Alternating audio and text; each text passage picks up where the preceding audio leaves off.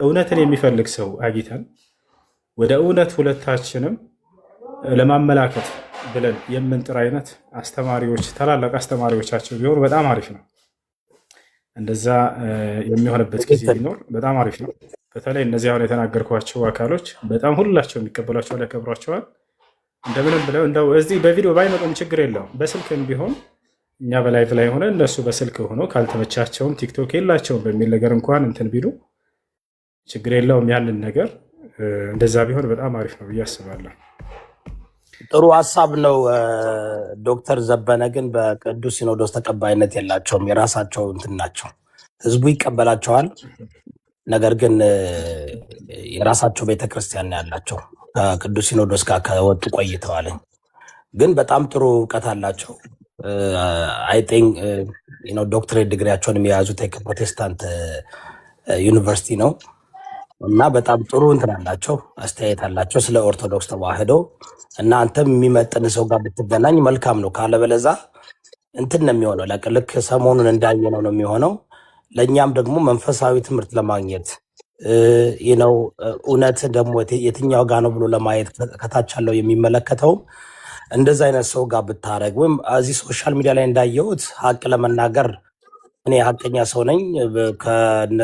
ከኦርቶዶክስ ተዋህዶ ሳይድ ብዙ በእውቀት ልክ እናንተ እንደምታደርጉት ኮሄረንት የሆነ ኤክስፖዚቶሪ ነገሮችን የሚያሳይ አላየውም። ብሽሽቅና የጥራዝ ነጠቅ እውቀት ነገር ነው እንጂ ለዛም ነው እኔ ሁሱ ለመጀመሪያ ያወኩ ከእፎይ ጋር ውይይት ስታደርግ ነው። እና አንደኛ መንፈሳዊ ውይይት አይ ቲንክ አንድ ሰው በፍቅርና በእውነት ነው ማስተማር ያለበት። እንትን አይደለም ይሄ አንዱ ለማሸነፍ አንዱ ለመሸነፍ አይደለም። እና በጣም ጥሩ ትምህርት ነው የሚሆነው ይሄ ለብዙዎችም ለሁሎችም። እኔ ይሄ እንትን ስታንዳርዱ ከፍ ያለ አምላካችን የሚከብርበት ህዝብም አዳምጦ ሰምቶ ወደ እውነት መንገድ የሚሄድበት መሆን አለበት ብዬ ስለማምን በጣም ጥሩ እውቀት አለ፣ በጣም ጥሩ ስብዕና አለ። ግን ደግሞ አንዳንድ ጊዜ ከማይመጥሩ ሰው ጋር ስትሆን ምን ይሆናለኝ እንትን ይላል። በቃ እንደዚህ አሁን እንደምታየው ይሆናል። እና ማየት እንፈልጋለሁ፣ እኛም መስማት እንፈልጋለን፣ እኛም ማዳመጥ እንፈልጋለን። የህዝቡን ስለ ልቦና አይተዋል። 160 ሺህ ሰው ለመጀመሪያ ጊዜ በሶሻል ሚዲያ እንደዚህ አይነት ነገር ለማዳመጥ ጥማት ያለበት ህዝብ ነው ያለው። እኔ 8 ዓመት ነው ሶሻል ሚዲያ ላይ የማገለግለው። ጥማት ያለበት ህዝባችን ጥማት አለበት። እና እኔም እጠይቃለሁ፣ እንጠይቃለን። ዶክተር ዘበነ ጋር ብትወያይ አንደኛ ጥሩ ስብዕና ያለው ሰው ስለሆነ እሱም ጎበዝ እንትን ነው፣ ጎበዝ አስተማሪ ነው። ከዚህ በፊትም አድርጓል ንጽጽር ከዶክተር ቶሎሳ ጋር አድርጓለኝ፣ በስልክ አድርገዋለኝ። ከ20 ዓመት በፊት ከ20 ዓመት ነው ከ15 ዓመት በፊት አድርገዋለኝ። ከሌላ ሰው ጋርም ያደርግ ነበር፣ በስልክም ያደርግ ነበር። እና እሳቸውን እኔም ጠይቃቸዋለሁ፣ አንተም ብታቀርብላቸው አጥኝ የተሻለ ፍሬማ ይሆናልኝ። እና በዛ አስማማለሁ።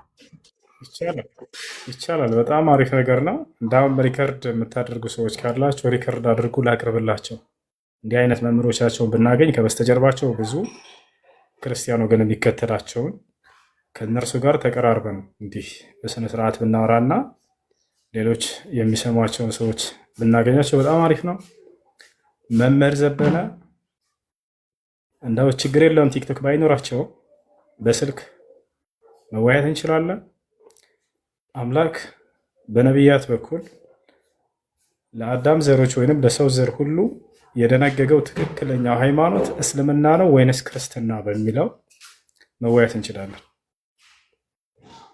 የትኛውን ሃይማኖት ነው አምላክ በአብርሃም በኢስሐቅ በያዕቆብ በኩል እነዚህ ሁሉ ነቢያቶች እኛም እንቀበላቸዋለን፣ እናምንባቸዋለን። እውነተኛው ሃይማኖት አምላክ በነቢያት በኩል የደነገገው የትኛውን ሃይማኖት ነው በሚል ደስ ያሉትን ሰዓት ያሳውቁን። በየትኛውም ሰዓት እንትን ይበሉ፣ መዘጋጀት አያስፈልገኝም ለዚህ ነገር። በቃ ብንወያይ በጣም ደስ ይለኛል፣ በጣም ደስ ይለኛል። የዛኔ እውነተኛውን መንገድ ወደ አምላክ የሚወስደው እውነተኛው መንገድ የትኛው ነው የሚለውን ሰው ሁላ ሊያውቅ ይገባል። በቃ ይሄ ነገር እንዲያውቅ በጣም ፍላጎት አለኝ ሰው ሁሉ። አምላክ በነቢያት በኩል አንድ የደነገገው መንገድ አለ።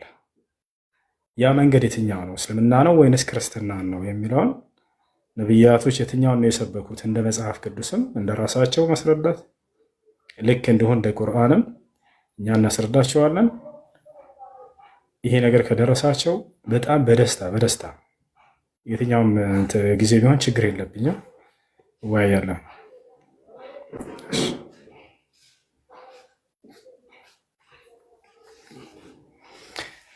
እሺ ይህን ይመስላል።